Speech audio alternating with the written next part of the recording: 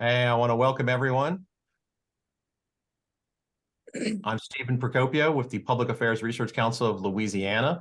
We are a nonprofit, nonpartisan state research organization and watchdog. And today we're going to be talking with four newly elected members of our legislature. I'm super proud to have them here. Everyone wants to talk to the people that are, the leaders and everything else, but these are going to be the leaders in, 4 to 8 years. So this is why we're getting in on the ground floor. And I really appreciate they're taking the few moments they have before they get, bull rushed by being in office. So a quick introduction, I'll have them say more about themselves. We have Stephanie Berault of Slidell, Troy Hebert of Lafayette, and we have Jeff Wiley of Gonzales. We also will be joined by Steve Jackson. As soon as he can join us, we will add him and have him introduce himself. A quick formatting question for everyone. We're going to have a few general questions. Then we're going to go into some policy questions. But then we're going to have questions from the participants. So y'all, put your questions in the Q&A or the chat. Melinda will then ask them. If a bunch of people ask similar questions, she'll put them together. What always happens is we run out of time before we get everyone. So the sooner the better in terms of getting your question answered, that we try to get through all of them. Really looking forward to discussion. So why don't we start off? And Stephanie, why don't we start with you? I want everyone to kind of describe their background for a bit and then to tell us why you decided to run for office. Sure, thanks. I appreciate you doing this. I appreciate the opportunity to be here and also to see some of my new colleagues. I've met Rep-elect Hebert, but the rest of us are just getting to know each other. So this is a good opportunity for us as well. I am, as you said, I'm in Slidell. I originally am from Texas. Please don't hold that against me, but I've been here for 40 years, moved here with my family. And when I got here, it was falling in love with all things Louisiana, but also seeing a lot of the problems that we all know have been here for 40 years. Graduated from public high school in Mandeville, Louisiana, got a business degree from Southern Mississippi in Hattiesburg. My husband was in med school and residency, so I worked in healthcare finance while he was in school. Spent a long time in healthcare finance. Stayed home with my kids while they were young and did a lot of community volunteer, a lot of political campaigns, a lot of behind the scenes political stuff as a volunteer. And then the last 13 years, I've worked in nonprofit for an organization called Heart Gift, which brings children from all over the world to Louisiana that need heart surgery. They're born in places where they can't get heart surgery. We bring them here, fix them up at Children's Hospital, and send them home healthy. So it's been quite a blessing. But there's been some changes in my job and some change, just looking at the outlook in the state. And when that seat came open, I thought, you know what? I think this is it. I think this is our chance to really fix some of the problems that we've been talking about for 40 years. And I want to be part of it. I want to be part of this team that's going to make it happen. So I'm happy to be here. Great. So just to let everyone know, and we just got Representative-elect Stephen Jackson joined us. We are going through and sort of saying, having the elected officials tell us their background a little bit and why they decided to run for office. So let's continue. Troy Hebert. Hey, good morning. Thanks for having me. Troy Hebert from Lafayette, Louisiana. I will be sworn in to represent District 31, which makes up Lafayette and Vermilion Parish. Background, graduated from Lafayette High School, went to USL at the time, got my undergraduate degree, came back and got my MBA from UL, University of Louisiana. Proud Raging Cajun. Most of my career, I spent a good bit of it in healthcare. I was actually a physician recruiter, recruiting primary care to medically underserved areas. And then I went work for a hospital system and for a period of time. Ultimately came into the real estate world where I've probably spent the last 15 or so years running real estate companies. I am the managing broker and just creating a new partnership with a company called the Gleason Group here in the Lafayette area. But that's so primarily my background is residential and commercial real estate, and that's actively what I do. My wife is the dealer operator of an auto dealership, a 50-year-old family-run business. I have two kids, one a senior in high school and one that's a freshman in college. Two big motivating factors in my life that probably is why I decided to run. I've been heavily involved in my community for many years, serving on civic organizations. I sit on local boards, UL Foundation, you name it. I've been giving back my time in excess of my professional time for probably over 20 years in this community. So I think serving in the legislature, I guess my point of view, it's very similar to continue to give your time back to your community. I've got a lot of family that left the state and sees no reason to come back. I think I have 2 kids that are, one is a freshman in college, one about to head to college. My motivation really centers around hopefully that they will stay here after their education. I'd like a big motivation too about running for office is I just want a seat at the table. I want to see the table to get into the discussions to really help fix not only my community, but the state at the same time. I think after a while, you get to a point where I guess you've complained enough. And so you want that opportunity to sit there and have that conversation and hopefully maybe bring some common sense to the table and hopefully get some things done. All right, great. Jeff? Good morning. I'm Jeff Wiley. I'm representing District 81, which is 3 parts of 3 parishes, St. James, Ascension, and Livingston Parish. My background, frankly, is in law enforcement, and I served for 23 of those years as the sheriff in Ascension Parish up until 5 years ago, of which I retired and kind of sat at home and was the best pawpaw I could be. And along that time, didn't like a whole lot about what I saw in America and what I saw in Louisiana, and liked the idea of this open seat that was available, District 81, and opted to run for it. So be careful what you ask for. So here I am, looking forward to serving, and quite frankly, looking forward to, I think, a clear and distinct opportunity for a majority conservative group in the House and the Senate, and a governor who already is giving us every indication that he's going to move quickly on issues that are important, I think, to most of Louisianians. So thank you for the invite today. No, thank you. Thank you, John. All right. Representative-elect Steve Jackson, just quickly, a little bit about your background and why you decided to run for office. I mean, unmute. You're on mute right now. You would think after 2.5, 3 years of doing Zoom, you wouldn't have to keep telling folks that, right? But Stephen Jackson, Shreveport, Louisiana, born and raised, went to public high school, Grambling State University graduate. After I graduated, I served as a student government president while at Grambling State University. And so some folks will say that was really my first and real foray into elected office. And so some would say I got the most experience as Student Government Association president, but I've worked in the healthcare space. I worked for an FQHC here, one of the largest FQHCs here in town or in our region.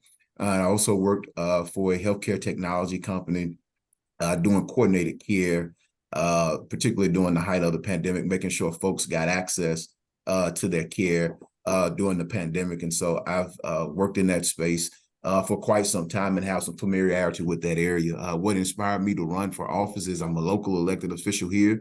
And just, you know, I would say the single inspiration would be my mother, who has gone on to brighter days and is hopefully in heaven looking down upon us. And so, well, I know is in heaven looking down upon us. But she inspired in us a sense of service, making sure that we got an opportunity to give back to our community, making sure that we worked to bring individuals together, and making sure that we looked out for the least among us. And so that would be my single source of inspiration for running for public office, making sure that those who don't feel that they have a voice. They have a voice, but sometimes they don't feel they have a voice, have someone at the table to speak up for them. And so I'm passionate about public service. I'm passionate about policy and making sure that individuals are represented in an equitable manner. Great. Thank you so much. Now we're going to start to shift over into a more policy focus, but I'll start with a broad one, and I'm going to turn it over to Melinda. And we already got one question in the Q&A for y'all. Just broadly, what issues are your priority for the upcoming term? And I don't mean just short term in the session, but long term over the next 4 years. What are your big 2-3 priority issues that you'd like to see addressed, either by you personally or by the legislature or the administration? And let's scoot it down a little bit. And we'll start with Troy. What are your sort of big issues that you're looking at? Listen, we coming from the real estate world and where I geographically live, insurance we've been saying it along the last probably 5, 6 or so months. The state of Louisiana is in a crisis, I believe, on the insurance side. I think that we in the legislature and the new incoming insurance commissioner, we really need to figure this one out. How to attract more insurance companies, how to ease the pain in the pocketbook. I've watched over last year or so as insurance rates have risen. I've watched many people having trouble selling their homes from the simple fact that the individual can afford the insurance rate, but once the interest rate, but once the insurance costs were added into the deal, they couldn't do it. Talked to many people that are moving towards self-insured funds, taking those types of risks. And then and that's just on the property side. We're not even talking about the above average scenarios where on the auto insurance side. And so that one tugs real hard at me.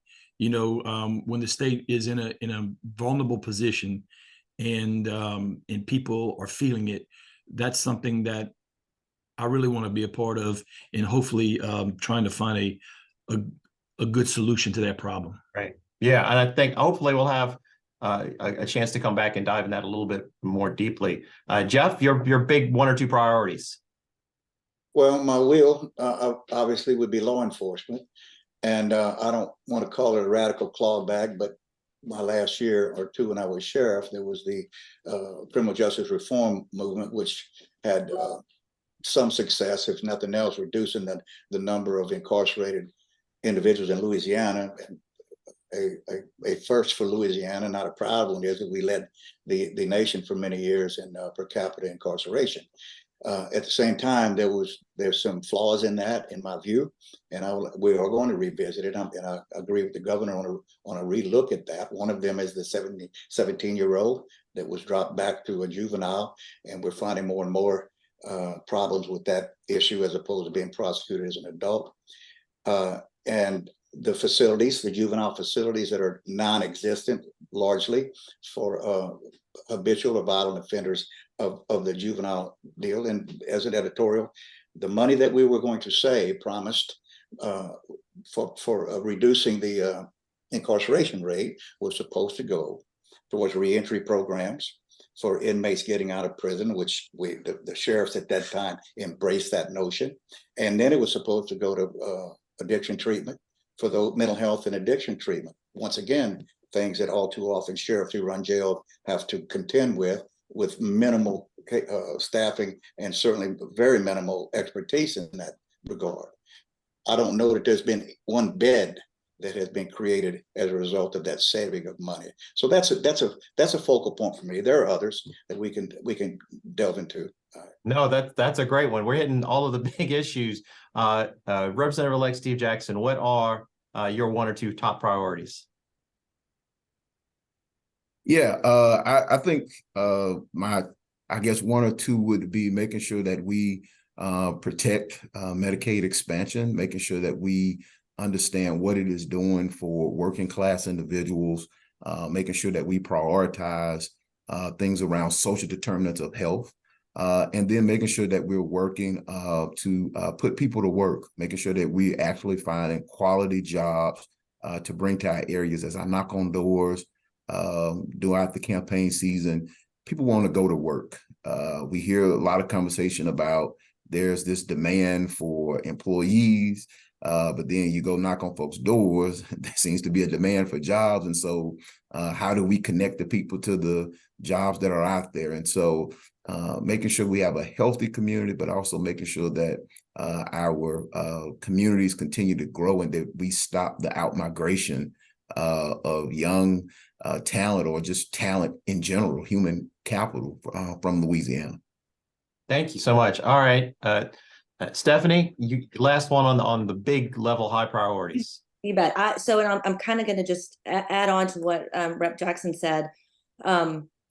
Making our community more attractive to businesses, I think is a big deal to get those good high paying jobs. To do that, I think we're going to have to address the tax structure. It's just a mess, and we're going to have to simplify that to make businesses want to move here, and then also address the regulatory climate. And really the legal climate is such an important thing when you talk to businesses about why they don't want to come. If they're going to be sued, spend all their time dealing with lawsuits, then that's not going to be enticing for them to come. So I think we have to address all those things on the business side to get the jobs. And then the last big one, obviously, is education. I was happy to see that there's been some improvements, that we're kind of back to 2019, which is good. We've obviously got a long way to go. We're still kind of on the bottom compared to nationwide. And part of that is addressing the younger grades and focusing on the core classes.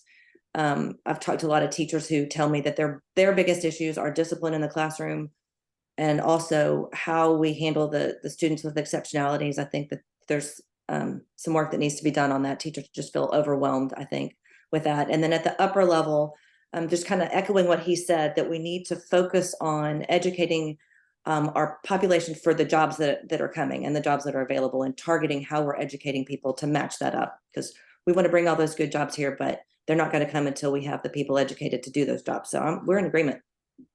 Great. It sounded like y'all talked about, crime, getting more jobs, education, insurance, stopping the out-migration. These are all things that we know from surveys that, we partnered on are the top issues. So that's probably why y'all got elected. So with that, we're going to dive into some more policy questions. We're already starting to get questions in the Q&A. I'm going to turn over to Melinda to ask y'all a few more questions, and then we're going to start seeing what people can get answers to their questions. Melinda? Thank you, Stephen. And as a reminder, if you have questions and you're watching, please drop them in the Q&A or chat. We're seeing a few that are starting to roll in. I'm going to start sort of with a broad question about special sessions. It seems as though y'all should be getting ready for, I don't know, 1, 2, maybe 3 special sessions. It seems like there's a lot of work on the horizon. Have y'all heard anything yet from the governor-elect Jeff Landry's administration about what special sessions you should be planning for, and sort of are you getting a sense of what that calendar will look like early in the new year? And I don't know who wants to take that one. I'll tell you, other than probably what you've heard, we've kind of heard rumblings, but we haven't truly been directed at what that's going to look like. We do have some upcoming meetings where we'll be getting delegations together and so forth.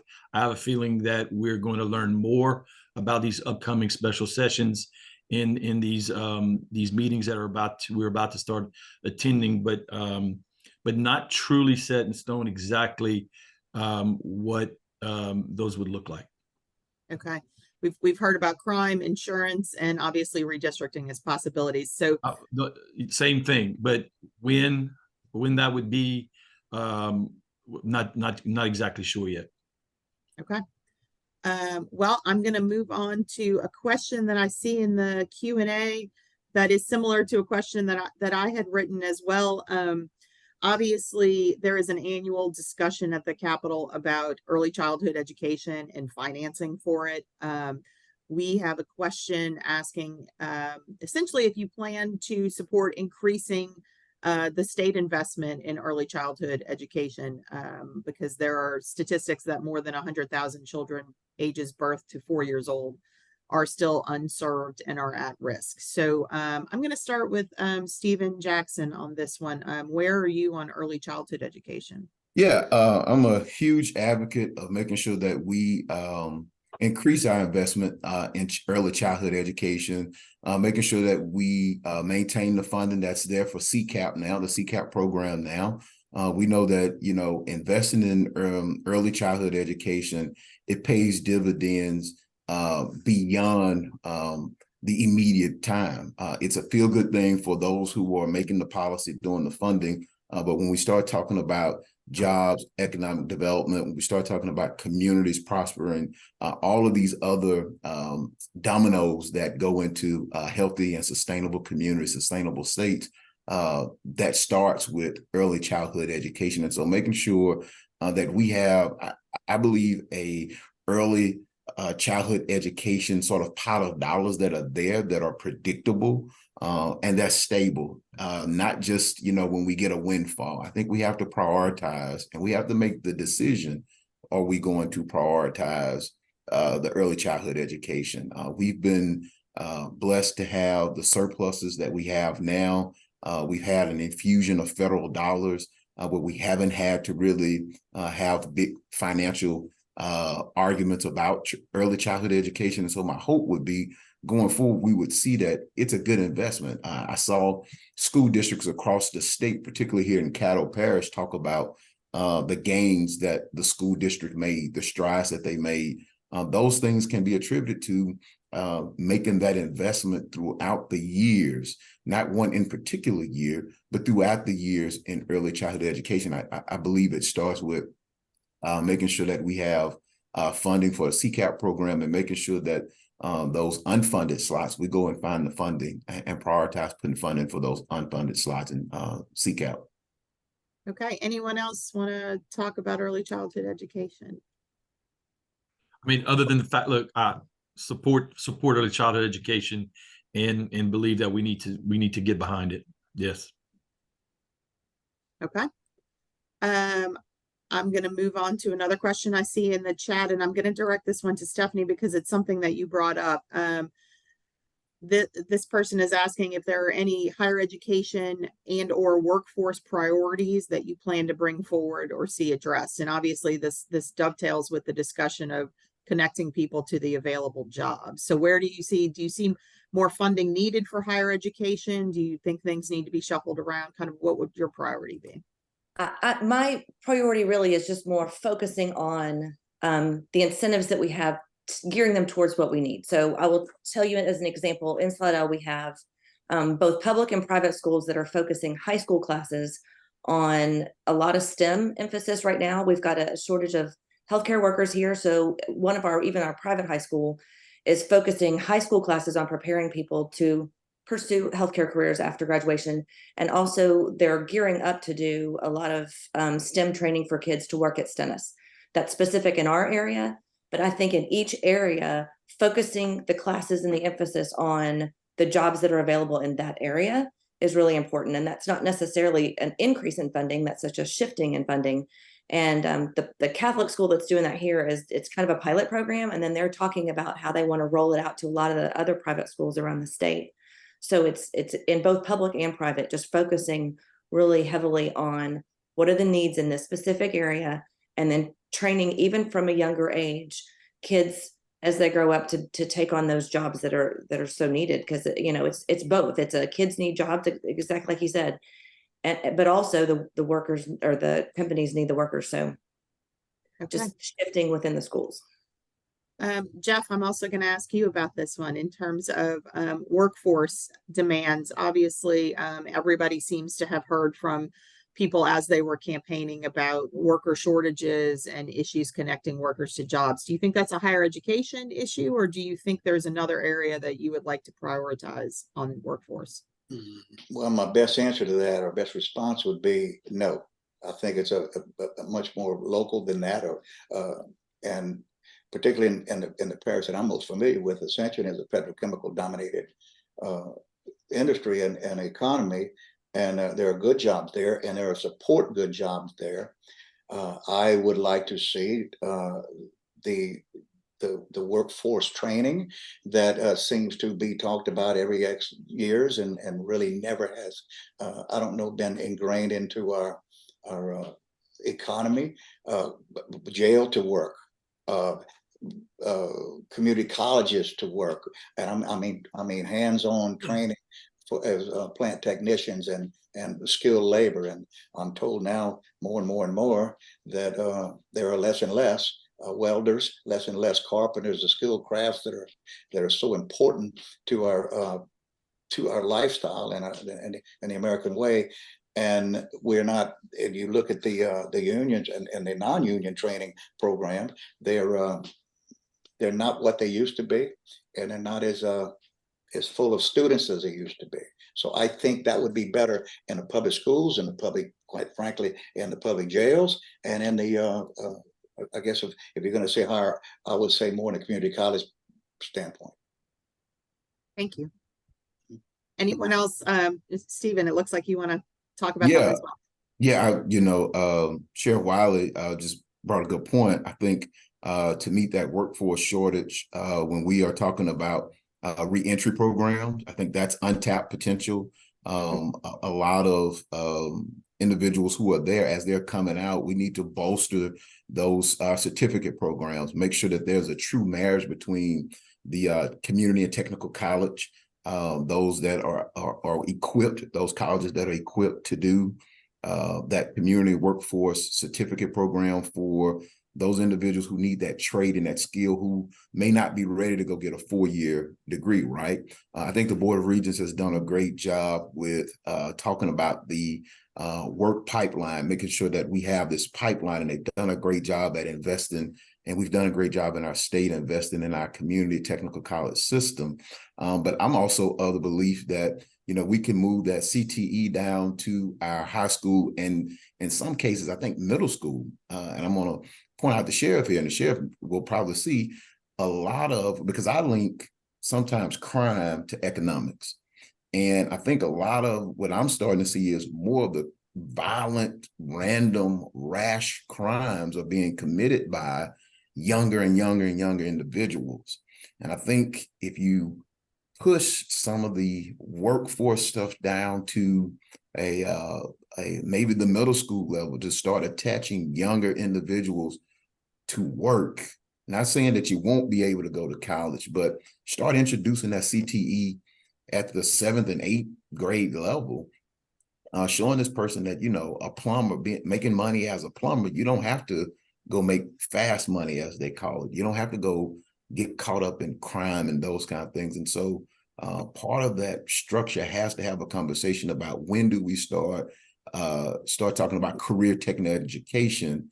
And I think you can start talking about it as early as middle school, so that, when the apprenticeships come open as a senior or a junior, or, whenever you graduate from high school, you're ready to go. And that's what I think will help kind of bridge that gap with regard to career technical education. I think the folks who are going to do the STEM piece, the technology piece, those folks are going to be okay because they're higher learners, they're fast learners, and they're going to make it. It's the folks who, I think, that career technical education group that we have to really start putting a better emphasis on. Thank you. Right. Let's see, just step back for a second.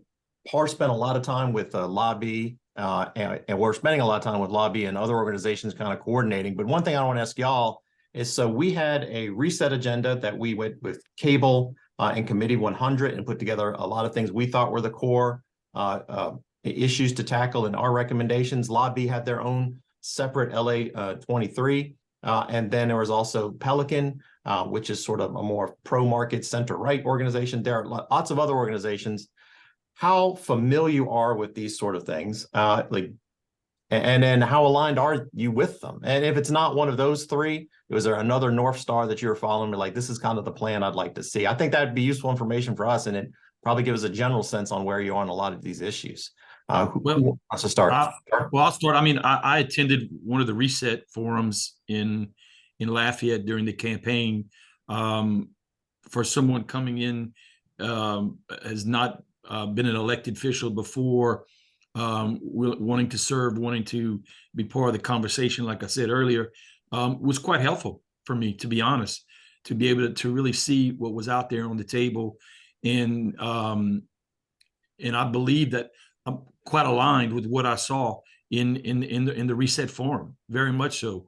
Haven't attended anything with the Pelican Institute lobby, but had lots of conversations with lobby and align with a lot of the principles and things that they're and how they believe that they should be moving the state forward as well. So I thought the reset forum that you guys put together was very informative, and I think it talked on all the major points of insurance infrastructure, education, tax reform, constitutional reform, all those type of things that I believe we're spot on for where we got to go. Well, great. We're going to take quotes and use that. I appreciate that. Yeah, Anyone else that has? Stephanie? I've attended all three. And what was kind of interesting to me is how much all three overlap and align, which really just highlights to me that we all know what the problems are. And there is a lot of alignment, I think, amongst all the organizations, I'm part of the more conservative ones, but also even the nonpartisan groups like PAR that just really see these are our problems and this is a direction that we need to go. And I think that's kind of an encouraging thing, that there is a lot of alignment on what we see as the problems are. And also I think some of the vision on how to fix it. So full steam ahead. Yeah. Thanks. And I don't want to take up all the time getting great quotes, but if anyone else wants to chime in, or if it's something else besides reset, I'd be happy to hear, or we can start diving into more policy questions, because I think we're up to like 7 in the Q&A now. Yeah. Thank y'all very much. Oh, go Representative Jackson. Yeah, I think the reset forums were great. What I think the big question in the room in the reset forums were, how do you fund all of it, right? And so that may be a greater policy question that y'all may get to later, is how are we going to fund some of the priorities that were identified in the reset. I didn't see much in the reset forums that I disagree with. I think if you take any wise elected official, they would agree with the high level bullets and priorities that were identified by the group that formed that. I thought it was very informative. I thought it was laid out very well. But again, it takes resources to do those things. And then it also takes prioritizing those resources. We may not get to all of them, but we have to at some point prioritize what our resources are going to be. No, absolutely. I say it all the time. A budget is a statement of priority. So I appreciate that comment. So that you don't have to chime in, and I want you to have any peer pressure, because we want also to get to the next question. Melinda, what do we want to take next from the Q&A? Okay, well, first of all, I also just want to remind all the legislators on this call that you're going to be the appropriators. So you're going to be the one deciding those priorities. So you're going to have a lot of sway there. Okay, this one should be a fairly quick one, I think. We have somebody asking about whether or not you support an increase in the state minimum wage. I think we can do yes or no answers on that one, probably. So let's just go around and I'll start with Jeff Wiley. Let's go with you first. Do you support an increase in the minimum wage? I do not. Okay. Stephanie? Nope. Troy? No, not at this time. Stephen? Geez, I might have to get used to this. Yeah, I do. So you're a yes, right? Yes. Okay. I figured that one we can answer fairly quickly.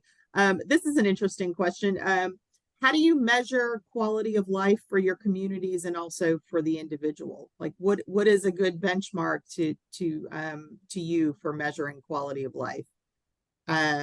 I'm going to just start in reverse order and start with Stephen. To be short, I think you measure quality of life by,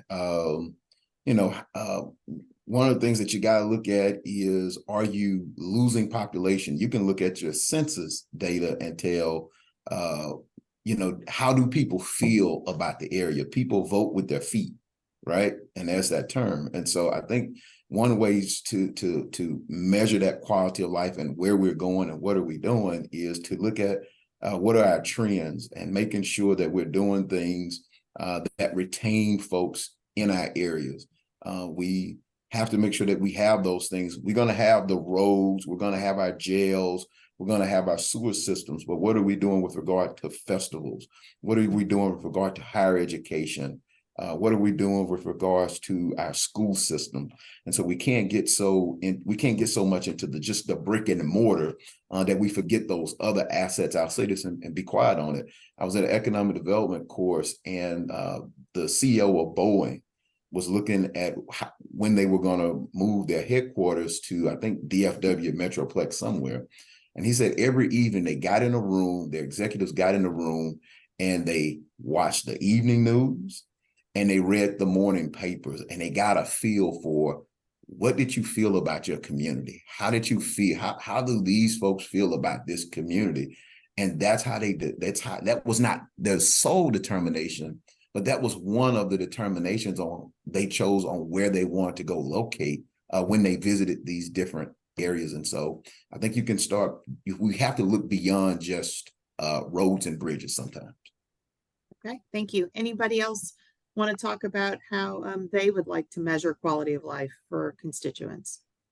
I would then, Melissa, I would just say strong churches, strong schools, strong families, and job opportunities. Broad, I know that, but it's a broad question as well. Yeah. Right. Okay, thank you. We're going to move on to another topic, and this one is near and dear to Parr's heart. So the last state budget had a lot of earmarks, what we like to call pet projects. That's a lot of spending that was unidentified. It wasn't matched up with which legislator proposed it. And most of the legislature voted for that budget. In full disclosure, Parr has been highly critical of those kinds of projects, not for the value of them necessarily, but for the secretive process in which they're done. But the person who asked this question is wondering, how would you have voted? Would you have supported those legislative earmarks? And I guess I'll add, will you be trying to get some of your own in the budget process that is upcoming? Who wants to take that one? I will. I'll be first. Right. Okay. In a word, a qualified word, yes, I would support some earmarks for my district. I would not be honest if I said otherwise. If you campaigned in District 81, and I'm not sure it's terribly different than a lot of the districts that are represented here today, I told you it's a conservative but rural district, and it's dotted with a half a dozen incorporated areas, small towns. And these small towns can barely limp along and fund their offices. Whether they should be incorporated or not is another story, but they indeed are. And so if there's a computer system that could be funded for X thousands of dollars, and it can't be funded but from an earmark, those would be kind of things, frankly, that I would hope your listeners and the general public would agree are welcome dollars to serving the constituents in those respective areas.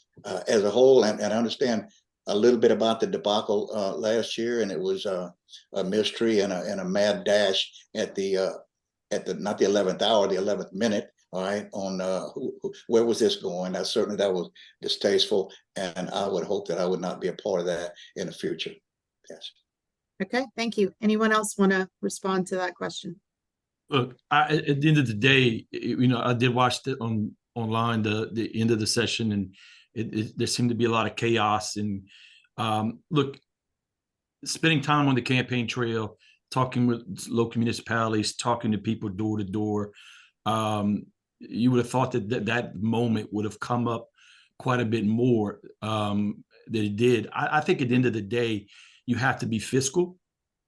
But I think, like we've said all along, as a taxpayer, myself and many people in the state of Louisiana, you just know, all you want to know is that you have value for your tax dollars. You want people to be spend them on wise necessities, roads, education, crime, whatever you need to be able to make communities more vibrant. Little bitty pet projects, possibly no, but there are needs inside the districts and there are needs inside the states. We just have to be very fiscal with how we spend that money to take care of those projects. Okay. I'll let the other two off the hook on that one and move on to another question. An answer. Wait, no, if you want to answer, Stephanie, feel free.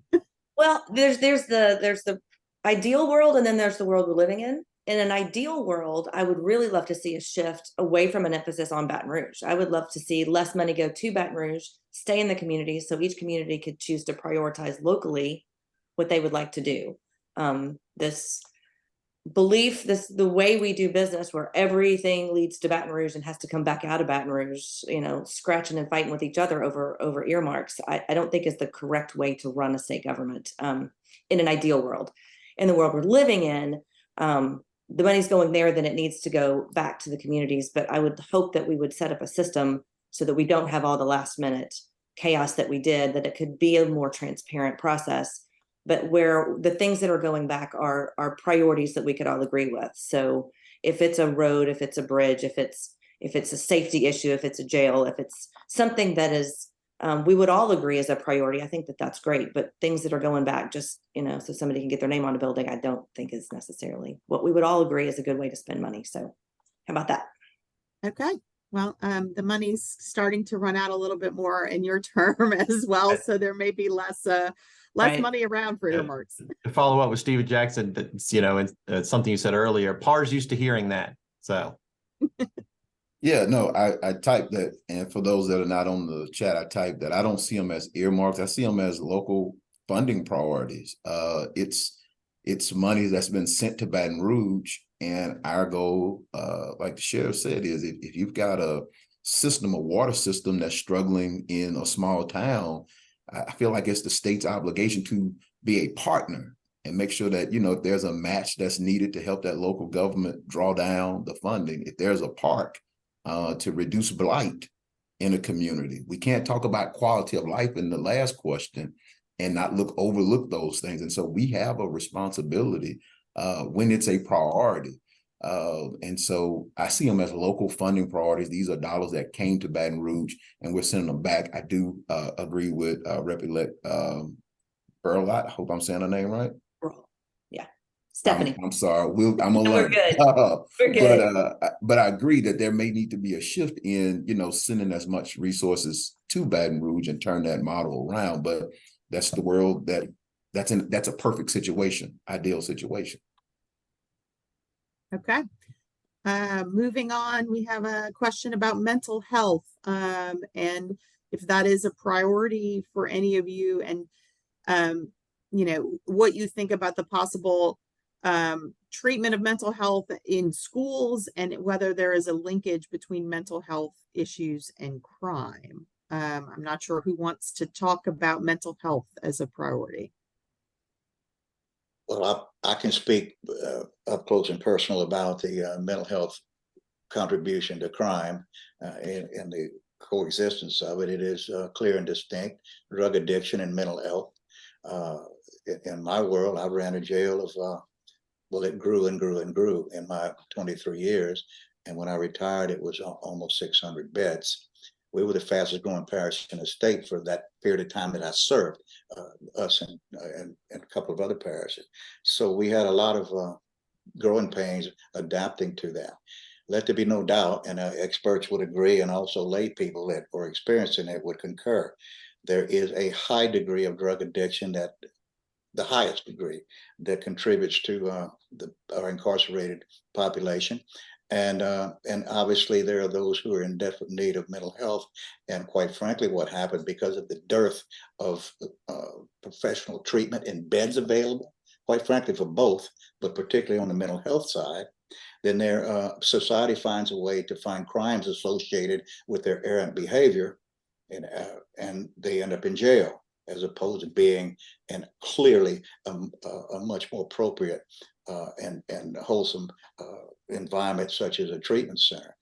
We have a lot of mental health centers in Louisiana. You know what they're called? Jails, quite frankly. And so, yeah, I have a passion for it. I saw many people spend many days, weeks, and months in a sheriff's jail when they should have been somewhere else. Yes. Okay. Anyone else want to tackle that topic? Yeah, I just will tag along. I think that the prisons and jails are where we need to make sure that we're focusing mental health. There's a study by NACO, National Association of Counties, that talk about how our jails have become the largest services of mental behavior health. But then we also need to talk about crisis intervention. And so how do we pair individuals up who are just having an episode so they're not criminalized? I think we have to make sure that the mental health providers are available in areas, a lot of rural areas where we talk about drug and opioid addictions. We need to figure out how do we get access to services out there. And then I'd like to make sure that we're focused on outcomes. So we can't just have mental health providers, but the situation on the ground, the situation in the community is not changing. And so we need to make sure that there is it's an outcome-driven process, but making sure that we're giving access to those services in areas that have high needs. I'm all for making sure we have mental behavior health counselors in our school systems. There's a lot of trauma that's going on. And we have to make sure that they're doing the job at trying to get and detect these things at an early stages in a person's life. Okay, thank you. I'm going to switch topics again. We have a $19 billion backlog in highway and bridge needs for Louisiana. How do you propose to tackle that list? Would that involve tolls? Would that involve a gas tax increase? Like, what kind of money do you see going to that, and how do you address that? And Stephanie, you had a very strong reaction, so I'm starting with you. I did. Man, is that a problem over here? I will tell you, I had a very interesting conversation with some of the local road and bridge contractor guys, and one of the things they said to me, they said, "Okay, Stephanie, here's the good news: we have funding, we have projects, and we have funding. What we don't have is processed through DOTD." I think that there has been a big part of the backlog is because, at least specifically in my region, I don't know if it's statewide, if everyone else is having the same issue. Specifically in our region, they have tried to work with DOTD to move things along faster. They've tried to just the process and the red tape, the way that DOTD in our region has been run has been abysmal. There are projects that are just taking years that are ready to go and we have federal funding for. So I would say starting at the top with DOTD and changing the process, I think is going to help. I was also told that we use that dollar figure of backlog a lot, but there's a lot of those projects that aren't even valid projects anymore. They were put in there and they've been in there so long that those aren't even the correct projects anymore. So I think with the new administration getting in and doing a new evaluation of all those projects will be helpful, so we know where we're actually at. And then also streamlining processes so that DOTD isn't backlogging things that the locals could be handling would be very helpful to kind of just decentralize a lot of that. It seems to be my theme of the day. Get a lot of the emphasis out of Baton Rouge and let the locals do some of these projects, because there's federal funding that can be getting it done, and it's not because of backlog in office processes. Troy, I'm going to throw this one to you since you've been quiet for a little while. Look, I'm more of the thought process not to just start throwing out taxes and all these different things. I think we need to, very similar to what Stephanie says, we need to evaluate how we do business inside DOTD, how we handling these projects. We need to take a deep look into that. No different than I kind of been telling people, look, as someone coming in as a new legislator, you kind of view this like you're trying to buy a business. You gotta, you know, things look a certain way on the surface, but you got to start digging deep and really start trying to see, you know, where the money is, what's available, what's really the hiccups before you can make certain decisions on what's the best way to move forward in that area. And so, you know, it's hard to just start throwing out solutions without really being able to take a deeper dive, because we probably have a lot of the things readily available to us to do some of these projects. But, you know, it could be very much what Stephanie said. We could just be how we're handling the job load, how we're managing the projects, and how we're getting it done to be effective could be the bigger part of the problem. What else want to talk about roads and bridges? May I comment on this? Yes. Yeah, Yes. I didn't know if I was up or not. All right. Well, the other thing is, and the elephant is the gasoline tax, which is 16%, and it's been there for decades. And I think what was the time program brought it to 20, and that's been decades old as well. All of our southern neighbors pay more than that. I'm not a tax guy on gas, but the problem of us adding to that, or the general public, is they would say no. You know why? Because all of the time project was a disaster, and people don't trust state government on taking that money and putting it in priority on road improvement. We've got to get to that point. And quite frankly, if we're going to improve our infrastructure and our roadways, there will be a huge cost associated with it. Where they come from, I don't know, but I would submit, and I'll be the first to say it maybe on this, there will have to be, the burden will have to be on the drivers. And if it's through the gas tax, fine. If there's a plan to prove to the general public that it's foolproof and prioritized. I don't know if we can get to that. That's what's going to have to happen, in my view. All right. Okay. Question. Let's see. So I'm going to follow up on another tax related question, but a little broader. There is a 0.45 cent sales tax that's going to roll off in 2025. Yeah, so you have like 1 year to deal with it before it starts to hit. Let me ask, where do you stand on that? You okay with it falling off? Do you want to keep all of it, part of it? If you're okay with it falling off, what are your initial thoughts on how we deal with the reduction in revenue associated with that? Y'all all on answer at once. I'll go. No, I'll go. So I'll start with this. What I don't want to do is get us in a situation like 8 years ago where we're in a huge hole. I don't think that anybody wants that. I want to decrease the overall tax burden. I don't know yet, because I don't know what I don't know. I'm very hopeful that in the coming days and well before session that we're going to have some deep dives into the budget. A lot of the information that I don't have as to, I know it's very convoluted, in the conversations that I have had, it's, well, this goes there, but then there's a deduction over here, but then there's this, and then there's this. And I think that the answer is overall simplicity and overall reduction in the tax burden. Exactly what that looks like, I don't want to commit to any specific thing, because like I said, I don't want to let one thing fall off without doing all the other things. In addition to decreasing, I think there's some areas that we need to decrease spending. We're going to have to address the Constitution, and there's so many things that are dedicated that we don't have a lot of flexibility, and we're going to have to address that. And so once we can address the spending side, then we see where we really need to be on the revenue side, and then we can simplify and decrease the overall burden without specifically committing to which buckets that is. Understandable.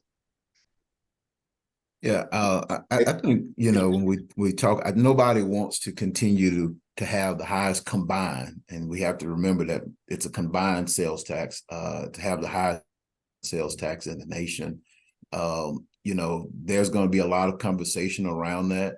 I tend to think, and I've had conversations with some folks, I tend to think that when you look at 2016 and where we are here in 2023, whether you keep the 0.45 or let it roll off, I tend to think that it'll be there, because the cost of a loaf of bread in 2016, when they put it there, may have been $1, and I'm just using easy math, was $1.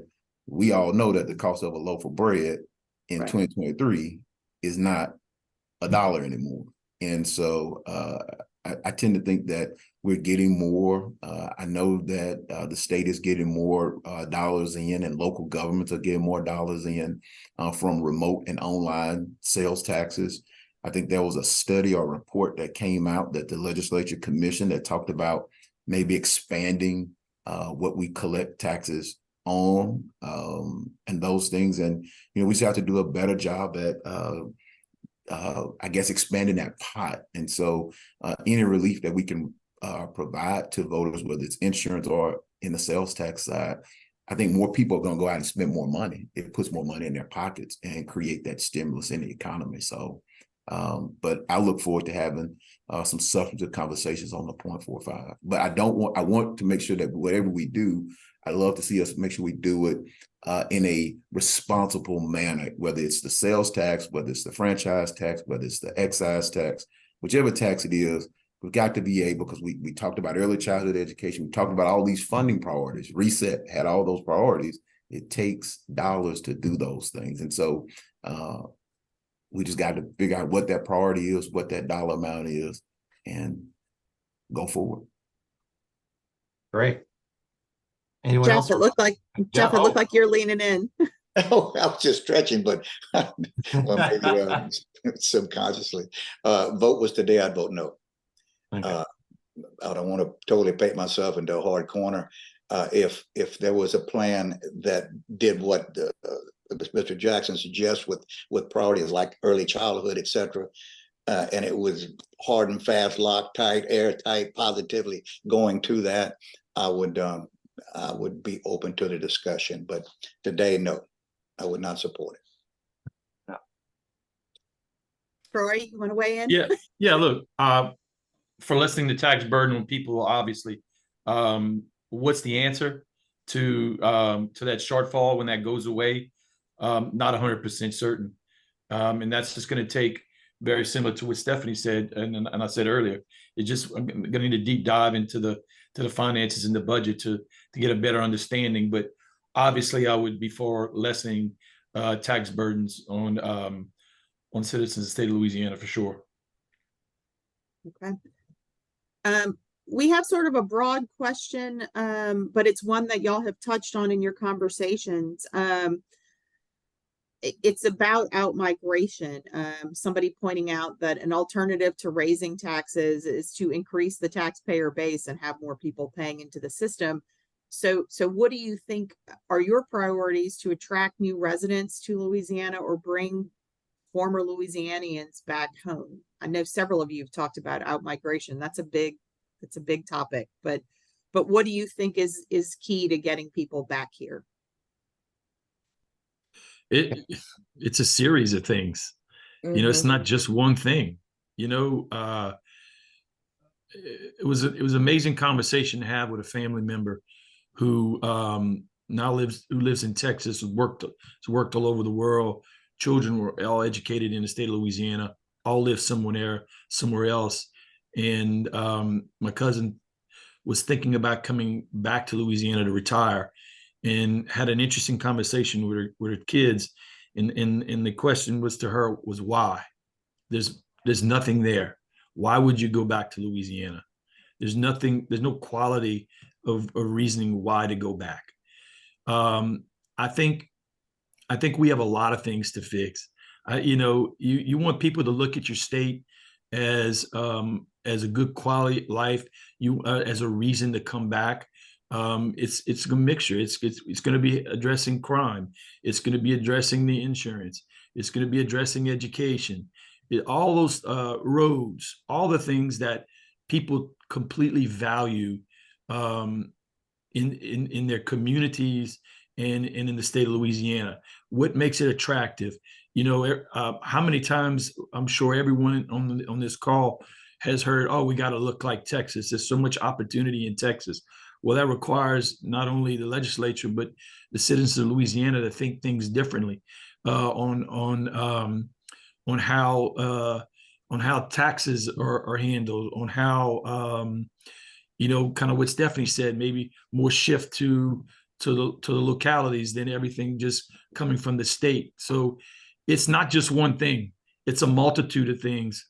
But in those arenas that I just talked about, education, job opportunities, the crime, the infrastructure, the insurance, when we start to improve that and people see that we're making headway in those areas, I think that's what makes the state of Louisiana more attractive for people to come and ultimately stay. Okay, Stephen, you also look like you were leaning in to respond to this one. Yeah, and I hate to drop the bomb in the conversation, but I tend to think that one thing that runs young people away is the state income tax. And I'm just going to open that Pandora's box there. I think it's a tax on success. As a young male who no kids, not married, I joked one year I got a job that I didn't have to pray over my paycheck, and a friend, now UL System President Rick Gallo said, "Yeah, you're in our highest tax bracket." And so I didn't think nothing of it when he said it, but when I got my check, I said, "Whoa, wait a minute."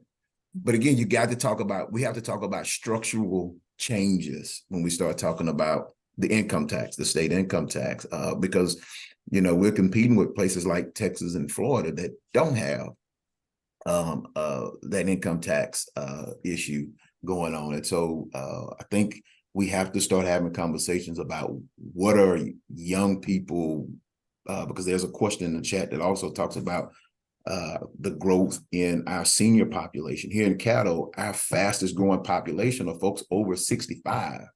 Well, of course, people are not being born at 65. It just means folks are leaving under 65 to find other places to go. I think we have to talk about affordability, housing affordability, making sure when we talk about insurance, if you're a homeowner, that predictability when you buy a house and you think you've achieved the American dream, well, here comes this insurance piece that knocks you out of the affordability piece.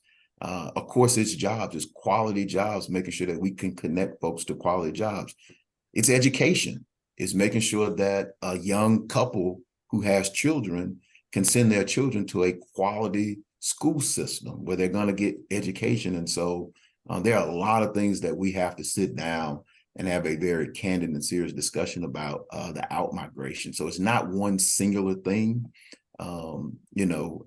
There's crime everywhere you go, but we can't ignore that folks don't feel safe in a lot of places. So I look forward to making sure that we keep a focus on that out-migration issue as we go forward over the next 4 years. I'm going to point out that removing the income tax, both individual and corporate, is a $5 billion blow to the general fund. So y'all start thinking of how to offset some of that. That's going to be a big hurdle. Well, hopefully Richard Nelson is somewhere smiling. He may have had 2 votes with him, had that bill came up. Stephanie or Jeff, do you want to chime in? This is going to be our last question, so I want to make sure you have a chance at a last word. Sure. I'll just say kind of simply, I've spent 13 years sitting with people from all over the world, and the priorities are the same with every one of them, no matter where they're from. It's a safe place to live, a good job, good schools, and good healthcare. We need to get those right. We've already got the culture and the natural resources and the food and the festivals and the fun and the family and all of those things. But until we get those 4 things right, then people will continue to leave. When we get those 4 things right, I think they'll come back. Jeff, last word. Well, if we're going to compete with the Austin, Houston's, Tampa's, Charleston's, name them, Nashville, etc., we have to quit being first in the bad and last in the good. We just have to. It's a totality of circumstances. I agree 100% with Stephanie. Yes. All right. Thank y'all so much. Look, and there were a ton of great questions in the Q&A. I wish we could have gotten to them. I wish we might be able to come back and do a webinar just about any one of the topics. They were fantastic. I also want to thank all of y'all. I really appreciated this sort of candor and honesty that y'all approach these issues, and also the model of civil behavior and how seriously you're taking everything. I hope this continues and basically the future legislature look like y'all and how you acted today. That would be wonderful. Thank y'all so much for taking the time. I know y'all are busy. Y'all have a good holiday, and we'll see a lot more of you around when sessions start. God bless you. Appreciate it. Thank you Very much. Thank all of y'all.